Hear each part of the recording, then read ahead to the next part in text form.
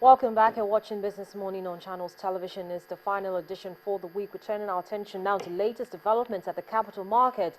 Now, yesterday, after long investigations by the Securities and Exchange Commission, the BGL Group was suspended from capital market operations. Now, this caused a lot of shock. It gave a lot of shock to the market. Joining me now to talk more about this is Bosun Omofaye, his Channels News business editor. Bosun, good morning, and thank you so much for coming in. And also thank you for the phone call. From yesterday, it actually gave us more perspectives, to the issue. But let's really talk about this. Is this a litmus test, so to speak, for this, Securities and Exchange Commission led Guazo? I think it's a major issue that the Guazo's administration will have to tackle. Guazo-led Securities and Exchange Commission. Yes, Guazo-led the SEC. Again, because from all indications, it doesn't look like the scandal in BGL, PLC, this investment bank, asset management, fund manager, stock brokerage firm, quite a huge group, multi-billion naira enterprise. It doesn't look like this happened yesterday. Guazo wouldn't have been able to get up and running quickly with those decisions being taken. So from all indications, it looks like perhaps BGL has been under some form of regulatory investigation during the administration of Mr. Ruma Ote, who was the immediate past Director General of the SEC. That's what it looks like, because Guazo came into office about 60 days ago, or less than that. His appointment, also his confirmation by the Senate was just still, the ink was still fresh. The outgoing president talked about him sometime in February, March, when he visited the stock exchange. Or talked about appointment for the. So it doesn't look like this started yesterday. It looks like something that has been on the radar of the Securities and Exchange Commission, and that says something about the fact that the SEC has taken its time in order to arrive at some of the decisions already being taken. In other words, sanction and remove from capital market all SEC registered members of the board and management of BGL, the BGL Group, as well as suspending the group CEO from market activities as well as suspending 3 subsidiaries, the brokerage firm, the asset management, and the BGL Group itself from all capital market activities. This must have been painstaking, must have taken weeks and months. But before this decision was reached, there was a committee that was appointed to look into the affairs and take over the affairs of BGL Group, headed by Mr. Ladipo Aina, who himself happened to be the CEO of a brokerage firm. And there are concerns from the market that why should Guazo allowed or appoint a fellow and operating a CEO of a brokerage firm to oversee the affairs of another brokerage firm. And some folks were alleging that perhaps there could be some insider information that you don't appoint, for example, a sitting bank CEO. If you're taking over another bank, to appoint a sitting bank to also go in there. It could be a compromise, because I'm a banker, you're a bank, and you have to take over your bank or look into your affairs. Well, I'm going to take advantage somehow. But then you see, Bosun, at the end of the day, it's better to send a fellow mole to discover a mole. No. In the market and securities market, you don't do that. You bring in someone from the outside who has no kind of interest, whose lines are not crossed to do that. That's why you have the legal whatever compliance investigation unit of the SEC, perhaps, and all of that. But that is a different story for another day. But what has happened very quickly was that as soon as that happened, within a week or two, the SEC moved in and said, we've done the suspension. So it looks like that small committee that was put together by the SEC, headed by Dipo, had concluded. And I think we spoke on the phone with the SEC Director General Munir Guazo about a few weeks ago, and he said the committee had 2 weeks to conclude their job, and I think they've got that conclusion. And I think what was announced yesterday was the conclusion of the Dipo Aino-led team into the affairs of BGL Group. It also confirms you had a conversation with him on the program a couple of weeks ago, and the first question I know you asked him is if he's going to bark and bite. Yes, And so apparently he's barked, and he's also taken a chunk. I remember that quite a very interesting conversation about whether he was going to bark and bite. And I know and everybody out there know that there were quite a number of unresolved issues from the 2004 to 2007 market boom that the past administration leadership at the SEC didn't quite address over the past 5 years.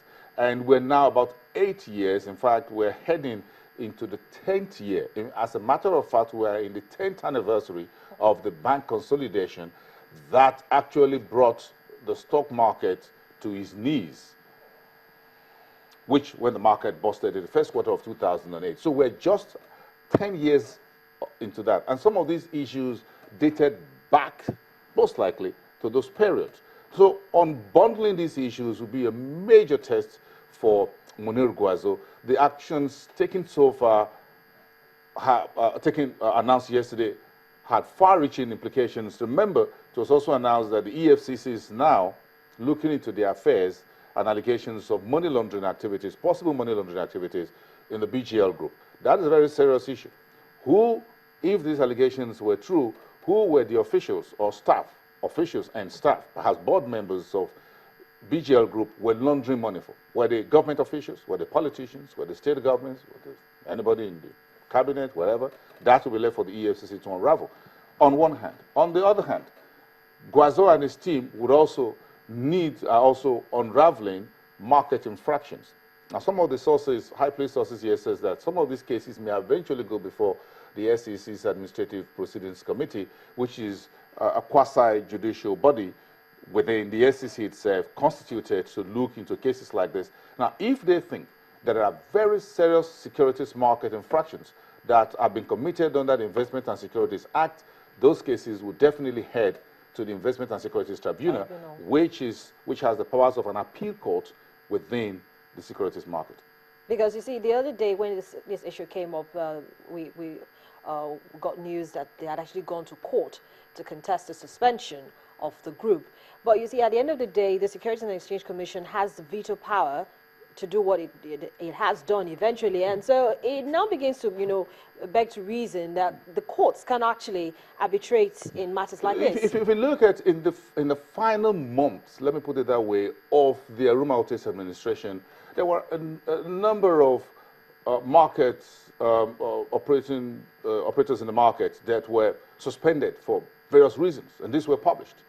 And there were quite a few of them that were found, some of them with their fingers in the cookie jar of investors. Some were selling shares illegally, others were collected money. They didn't buy those shares on behalf of the investors. And the SEC punished a few of those some of those cases, and they were done. Some of them paid restitution, others were suspended from the market, as it were, until now. I'm not sure of any of those cases that have been challenged in court and said that the SEC was wrong.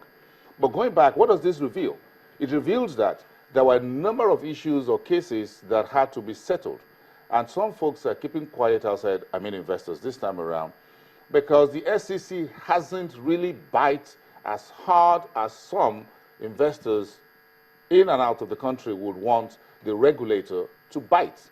The way the central bank bites in 2009 and 2010, the central bank bit not just some of the banks, they bit also those who took money, large ticket loan defaulters in the banking system. These issues haven't gone away. And a few weeks ago, Bismarck Rawani on this program said, look, we're building some toxic assets already in the financial system. And I think we better listen to such conversation, because there are warning signs that all is not typically well, as it were. Now, how did this go back to? If you unbundle BGL, for example, this was an organization that has one of the foremost trading or brokerage firm. It's one of the biggest. It's one of the institutions that have handled some of the biggest transactions in the Nigerian capital market, whether for state government in terms of bonds, in terms of support to the federal government in various areas. They also had an asset management firm that did a public offer for a mutual fund, I think about 6-7 years ago.